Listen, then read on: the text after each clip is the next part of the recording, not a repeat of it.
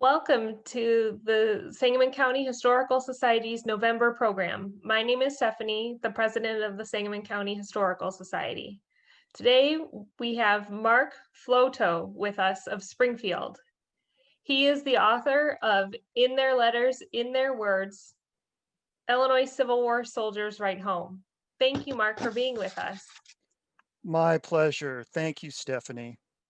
Hello, Sangamon County Historical Society. Welcome to Zoom. I'm happy for the opportunity to give this presentation to the membership.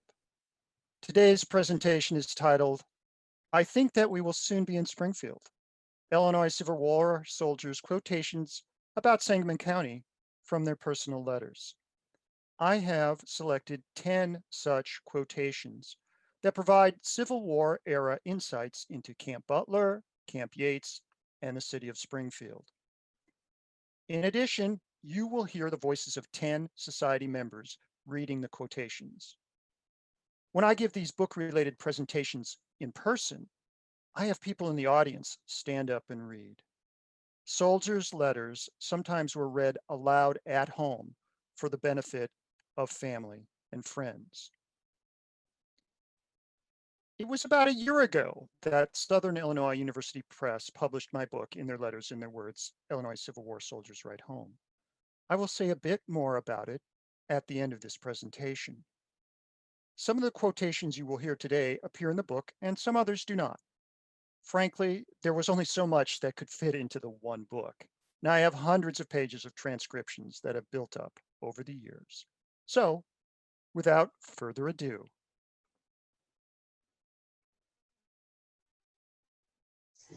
Camp Butler, near Springfield, Illinois, November 15th, 1861, to Mary. My dear wife, I again turn from the scenes of the camp to address you through the silent medium of the pen. Oh, how thankful I am that I was taught the use of the pen. Oh, how much better off than those that cannot write at all, not in the world's goods, but in the pleasure of holding communication with those that are most dear to me, though separated by miles of space. Then I have the greater reason to be thankful when I consider that neither pap nor mother can write, for it is too often the case that parents say he or she can do as well as I can. I never was allowed to go to school, and I don't see that them that can write and read are any better off than I am, or that they get along better than I do. Corporal William A. Smith, 7th Cavalry, Marion County. if you heard me speak on the 12th of November at the Abraham Lincoln Presidential Library and Museum's Illinois History Forum on their Facebook Live platform, one of the quotations Mark Depew picked out was, quote, "Your letters are worth more to me than gold," end quote. So wrote Private Thomas Secord of Kane County on the 6th of September, 1862, just before leaving Illinois for deployment in the southern states. Perhaps about 90% of the Illinois soldiery were literate.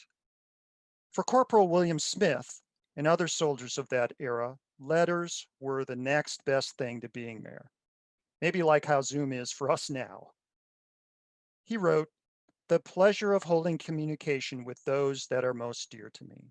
Indeed, many soldiers wrote as if talking or conversing with those at home in Illinois.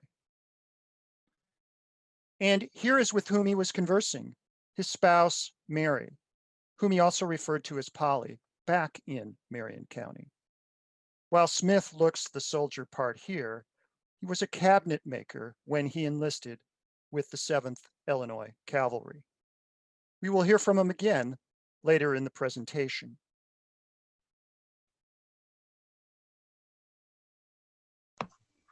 Camp Butler, near Springfield, September 29th, 1861, to Father. It was quite a sight for us to see how the cartridges were made. About 100 boys and girls were engaged in rolling up the balls, putting in the powder, and finishing the cartridges. One of the superintendents told us that 68,000 cartridges were made the day before we were there. I procured a revolver while in Springfield and paid $15 for it. We received very few papers here. I wish that you would send down the New York Tribune when you have read it. You need not mind about the Freeport Journal as some of the boys get it here. Private Thomas Klingman, 46th Infantry, Stevenson County. Private Klingman also was writing from Camp Butler, here describing a brief tour of Springfield where they saw rifle cartridges being made. Perhaps girls' and boys' fingers had the small size and dexterity to more easily do this sort of assembly. The paper cartridges contained a ball or bullet and gunpowder, which were muzzle loaded and then ramrodded down into the barrel. Private Klingman mentioned supplementing his personal weaponry with a purchased sidearm. Soldiers also sometimes bought knives as well, from little stilettos to big Bowie knives. He also mentions wanting to receive newspapers from home. Soldiers in the field, especially, had a craving for reading material. Plus, they wanted to read about the news from the other theaters of war. Not surprisingly, one of their main interests was deducing how much longer the war might last and when they could return home for good. And speaking of using cartridges, here's another quotation from Klingman, who had been promoted to corporal. Camp Butler near Springfield, December 11th, 1861, diary entry. This morning, companies A and B were ordered to report themselves at regimental headquarters. We there loaded our guns and marched on double quick into the 36th Regiment. One of the companies of this regiment had refused to do guard duty, and it was for the purpose of compelling them to do it that we were there. But it was found that the difficulty had already been settled, and we marched back through camp down to the Sangamon River, where we fired off our guns at a target. In the afternoon, we had a sham battle with the 49th. Only the skirmishers had guns and blank cartridges were used. The action commenced south of camp near the river and terminated at the bridge on the Springfield Road, where the most firing took place. I fired some 10 or 12 cartridges. Although it was nothing but a mock battle, what was learned amply compensated the expense incurred. Corporal Thomas Klingman, 46th Infantry, Stevenson County. At Camp Butler and at other camps of instruction across the Union, there were occasional incidences and kerfuffles among the recruits and volunteers as they transitioned from citizens to soldiers. Especially early in their training, they sometimes felt, as volunteers, not all the rules of military should apply to them, like this guard duty incident Klingman mentioned. Plus, for many of them, this was their first time away from home. During the sham battle, it is not surprising that only the skirmishers had guns, because in the first year of the war, firearms were somewhat scarce, as tens of thousands of soldiers throughout the North were training and getting ready for field duty. In this grainy image on the right, it appears that none of these recruits have firearms. Often early on, the norm was to use limbs or broomsticks when they trained and drilled at mustering camps in Illinois.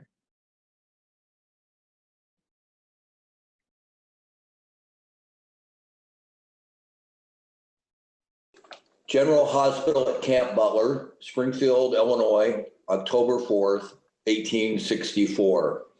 To all commissioners, associations, and agencies instituted as patrons of hospitals and friends of soldiers, I do hereby certify that the proprietor of this paper, Mrs. Sarah Gregg, is a worthy and most efficient matron of this U.S. General Hospital and is worthy of all trust and confidence as such.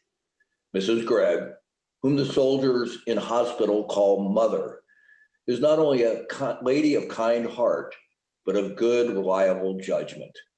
She is perfectly familiar with the wants of this hospital. She goes out for a few days on a mission to seek for such things as are absolutely necessary for the hospital and for the comfort of our brave Illinois soldiers, now wounded and sick.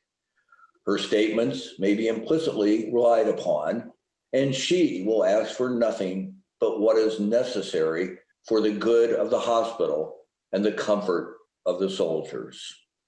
I sincerely trust she will not be turned away empty, but that all her demands will be fully met by the loyal, patriotic, and benevolent people of Illinois. I say this because I have full confidence in her judgment, integrity, and loyal devotion to the true interests of our soldiers. Most respectfully, the public's obedient servant, W.M. Daly, Hospital Chaplain. What we just heard was a letter of introduction for Sarah Gallup Gregg, who became a paid nurse. I want to emphasize that, not volunteer, a paid nurse in the Union Army. She served in hospitals at Mound City, Vicksburg, and Camp Butler. She was in her 50s during the Civil War, as was her husband, David, who was a private. Sick and wounded soldiers at the hospitals often did refer to her as mother. Among personal letters in the Gregg collection at the Abraham Lincoln Presidential Library are some from her former hospital patients. We will be hearing about one of those letters a little bit later, and Sarah Gregg pops up a few other times in this presentation.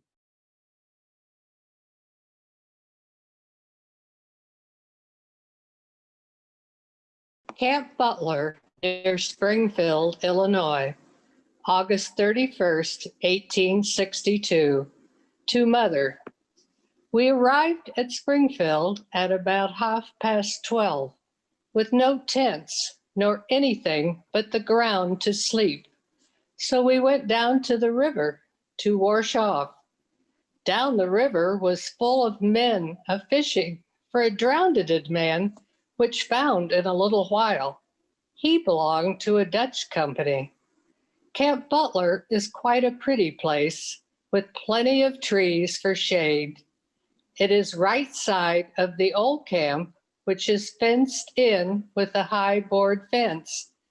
There are about 2,200 of SCHS prisoners, and they were about 700 of them that died and was shot for trying to get away. Private Cyrus Randall, 124th Infantry, Kane County. I am not sure how many soldiers in the second half of 1862 would refer to Camp Butler, and this is the second and more permanent location, which was about where Camp Butler National Cemetery is now, as, quote, quite a pretty place, end quote. Certainly, it was not a pretty place for the Confederate prisoners of war. The first of these arrived after the capture of Fort Donelson, Tennessee, in early 1862. Some of these prisoners of war arrived in poor health, and the then makeshift arrangements as a prisoner camp did little to improve upon that. Ultimately, some Confederate prisoners were shot or killed trying to escape, but far, far more died as a result of sickness and disease. Many POWs that did die there are buried at what is now Camp Butler National Cemetery, which was one of the original national cemeteries formed by the Lincoln administration and Congress in 1862. As a camp of instruction for Union soldiers, Camp Butler was second in size in Illinois only to Camp Douglas, then near Chicago.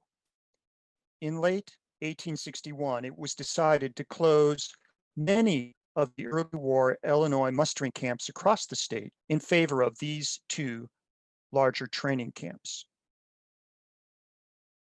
Here is one more quotation about Camp Butler, and it is about the hospital at the camp's original Clear Lake location, which was before POWs arrived and a few years before Nurse Sarah Gregg was at Camp Butler. Camp Butler, near Springfield, Illinois, October 16th, 1861, to wife Mary. While I was there, the hospital, I walked through the whole concern and looked at all the sick. There is 33 in there. 16 of them are down with the measles. One is the man that was shot at Jamestown. He only had his leg broke. I talked with him some time. Then one man that had his jaw broke at the fray between here and Springfield, where that man was killed, he does not talk much. Then there is one man that is crazy. Then there are some that cough as if they had the consumption. Then there are some that are sick with fever who are really sick. Then there are some that are simply homesick and have the mopes or the growls. I can't tell which. Corporal William A. Smith, 7th Cavalry, Marion County. During the Civil War, for every combat-related fatality, 2 others died from sickness and diseases. One soldier at a mustering camp noted the first person from his regiment died about 2 weeks after arrival. In my sample of 165 soldiers for this book, about 50% came from agricultural occupations into the military. Thus, many new soldiers were living in group quarters situations for the first time in their lives. Corporal Smith mentioned an outbreak of measles, which could lead to pneumonia that in turn could be serious or even fatal in the 1860s. It should be noted that the first site of Camp Butler near Clear Lake also had a cemetery. What was the early Camp Butler hospital like? I am not certain. If it was a building, it might have been a converted outbuilding and certainly nothing like the hospital shown on the left side of this slide. It could have been a series of tents or 1 or 2 large tents. Generally, the first Camp Butler had little in the way of permanent structures. Those at camp lived in tents. Did the citizens of Springfield welcome soldiers in training into their community? The short answer is yes and no. I'll read a little bit of this quotation. About 8 o'clock, the word march was at last given. The fine brass band accompanying the regiment began to play, some spirit-stirring national music. The spectators, and they were many, cheered them. Such was the departure of the Normal Regiment from Camp Butler. Here, Normal refers to the city of Normal near Bloomington, which is where the regiment was raised. Now, note that this article appeared in a Springfield newspaper in September 1861. Here is an article about soldiers in the Springfield streets from August of 1862. The sidewalks from morning till night was fairly crowded with them. We trust that those in charge of the camps will exercise a stricter supervision and keep the men where they belong, within the lines. Their place is with their companies. So yes, bless our soldiers fighting the rebellious Confederates, but no, locally they too often are a nuisance. Soldier drunkenness was a common complaint, resulting in fights and other insults. Remember what Corporal Smith described at Camp Butler Hospital? Quote, "One is the man that was shot at Jamestown," end quote. Jamestown today is Riverton. And, quote, "One man that had his jaw broke at that fray," end quote. Whether soldiers in Springfield were a blessing or a nuisance, here is one person who saw them as a blessing and worked to support the soldiers. Camp Butler near Springfield, Illinois, May 25th, 1865, to friend Martha. In the morning, Daniel McEwen and Edward Grow and I went over town, went to the residence of Mr. Lincoln. The lady of the house invited us in. We had a long chat. She played on the piano for us, and when we went to go away, she gave us some leaves and some flowers from the yard, which I will send to you, knowing that you are always happy to receive such curiosities. Private William Cochran, 102nd Infantry, Mercer County. Likely the lady of the house was Mrs. Lucian Tilton. Her first name was Lucretia, actually. Lucian was her husband's name. Her husband, the president of the Great Western Railroad, had an open-ended annual lease, which started in February 1861, to live in the Lincoln's Springfield residence. In 1862, Mrs. Tilton was the secretary of the Ladies' Springfield Soldiers Aid Society, which was active in procuring and/or making socks, bed sacks, pillows, slippers, bandages, cotton drawers, towels, and so forth for soldiers, especially those at hospitals. They also sent care packages with personal items, fruits, soap, sponges, and the like. So perhaps it is no wonder that Mrs. Tilton was generous with her time and rented home for a few random soldiers, such as Cochrane and his comrades, near the end of the war.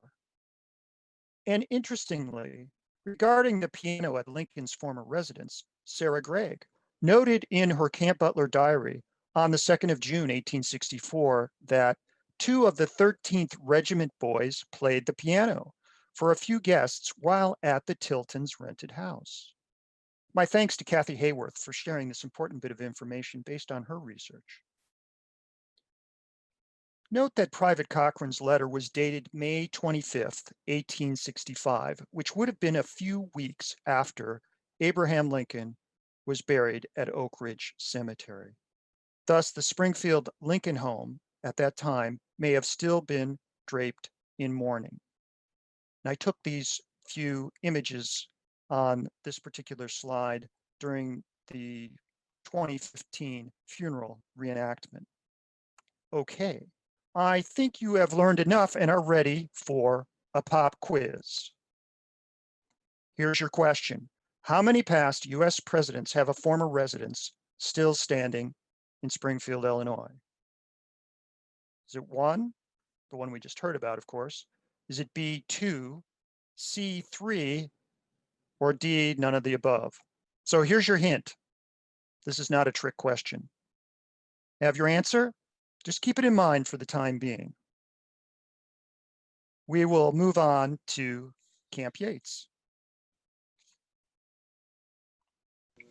Camp Yates, Springfield, Illinois, May 1, 1864, to Father Joseph E. Clark. I help in the cookhouse, but most of the time I am scouting around through the country, ruining about Springfield with no control guard to cheer and no guards to pass to get in and out of gate. There is but one guard in camp, and he is at the gate.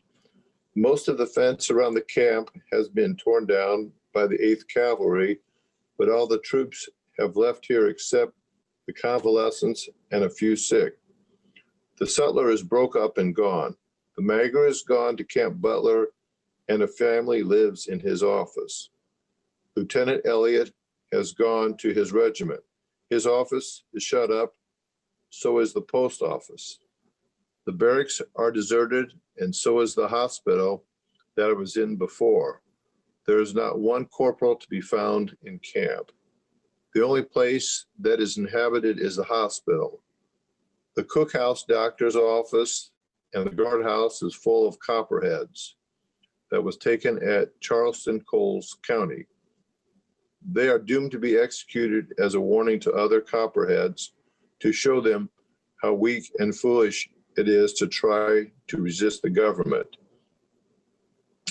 Private William E. Clark, 8th Cavalry, Pike County. There is quite a bit of information in this quotation about Camp Yates in 1864, so I will try and break it down a little bit. Like so many early temporary mustering camps, Camp Yates essentially was the result of commandeering the local county fairgrounds. At the time, those fairgrounds were on the western edge of Springfield. Today, that area is bound by Washington Street on the north, Governor Street on the south, Lincoln Avenue to the west, and Douglas Avenue to the east, which encloses roughly 19 acres. Most of these temporary mustering camps were closed by 1862, as Camp Douglas and Camp Butler were designated as the 2 main camps of instruction in Illinois. However, Camp Yates lingered on, perhaps partially because it was politically difficult to decommission something in the capital city named after the sitting governor. Private Clark described a rather run-down Camp Yates. He wrote, somewhat phonetically, the major is gone to Camp Butler. He probably is referring to Major James Heffernan, the former Camp Yates commandant, who left in April 1864 to fill that same post at Camp Butler. Clark added that, quote, a family lives in his office, end quote, which may refer to the same building earlier that then Colonel Ulysses S. Grant occupied in June 1861 while in charge of training the 21st Illinois Infantry Regiment at Camp Yates. A plaque on the west wall of the current Dubois Elementary School on South Lincoln Avenue in Springfield lists the regiments who were at Camp Yates. The image at the right is the west wall of the school, and embedded in it is this picture in the middle. And if you look down at the list of colonels at the bottom, 21st Colonel U.S. Grant. Regarding that house, here is that same house today, which had been subsequently moved from its original Fairgrounds Camp Yates location to here on South Walnut Street, where it is a private residence. I took this image a few weeks ago, but one can also see a nice picture of it on Google Street View. The first floor extension, barely seen on the right in this image, is an addition since Grant's occupation. So the answer to the pop quiz question is letter B. 2 residents of people who became US presidents those residents are still standing in Springfield. Now you recall Private Clark had written, the guardhouse is full of copperheads. That was taken at Charleston, Coles County. They are doomed to be executed. A warning to other copperheads to show them how weak and foolish it is to try to resist the government.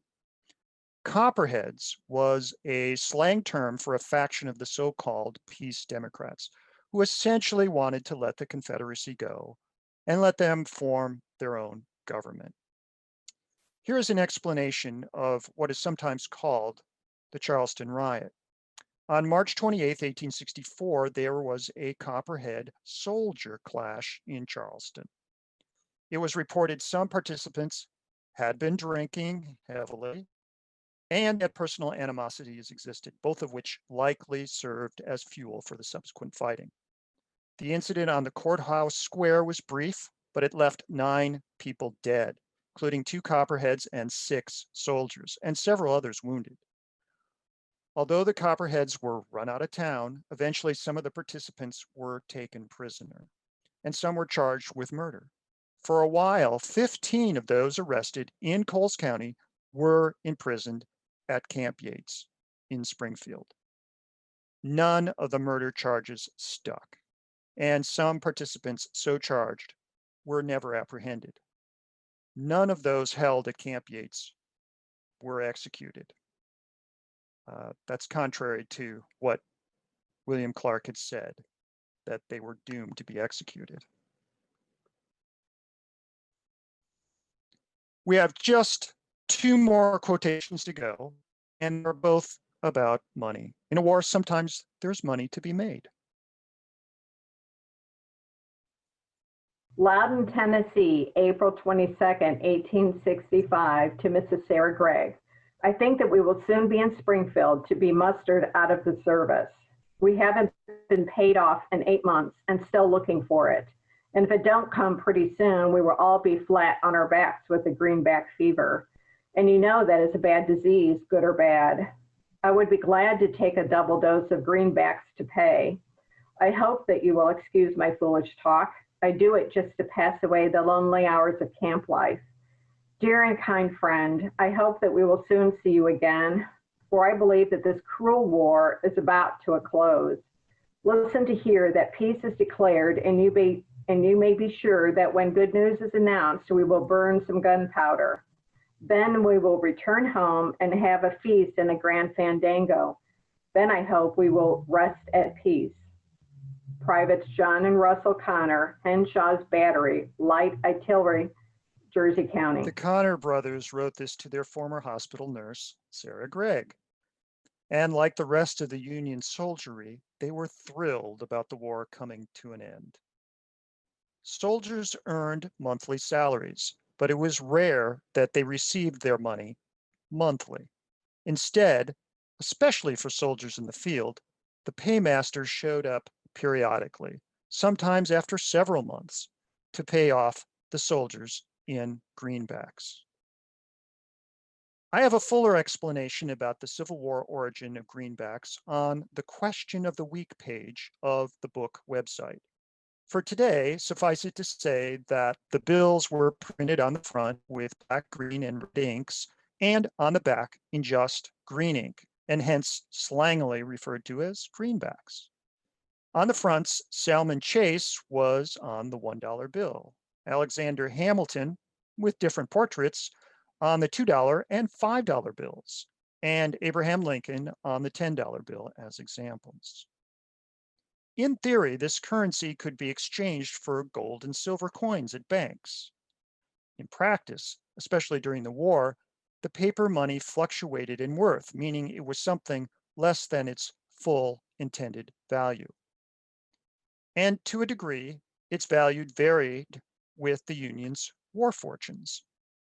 As a counterpoint, the Confederacy also issued its own script, which declined during the course of the war and thus was totally worthless by the war's conclusion.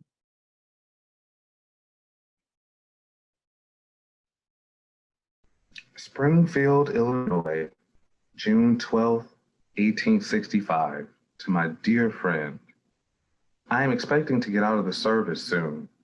I have been waiting for over a week for my papers, but I do not know when I shall get them.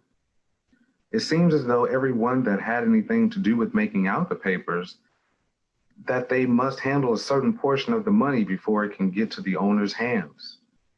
There is a great swindling going on here in town. There are a great many speculators offering to get the soldiers out for a certain sum of money, and a good many of the soldiers would rather do it than to wait any longer. But I look at it in this way. If a soldier is foolish enough after serving 4 years to come home and then pay out a large portion of their money to someone that could never make a living in any other way, only off of a soldier, then I would not care much. If they was to get it all, as for my part, I am going to stay in the service until they get so tired of me that they will be glad to pay me and get rid of me. If I could serve 4 years in the Army, I surely could stay here a few weeks to wait for my discharge. But enough of this. I have been enjoying myself very well. I am staying in town, my health is very good, and I could do away with most anything that is set before me. Private Augustine Vieira, 14th Infantry, Consolidated, Morgan County. Private Vieira wrote, "I can do away with most anything that is set before me," which meant his appetite was good. This is an interesting quotation from Private Vieira of Morgan County.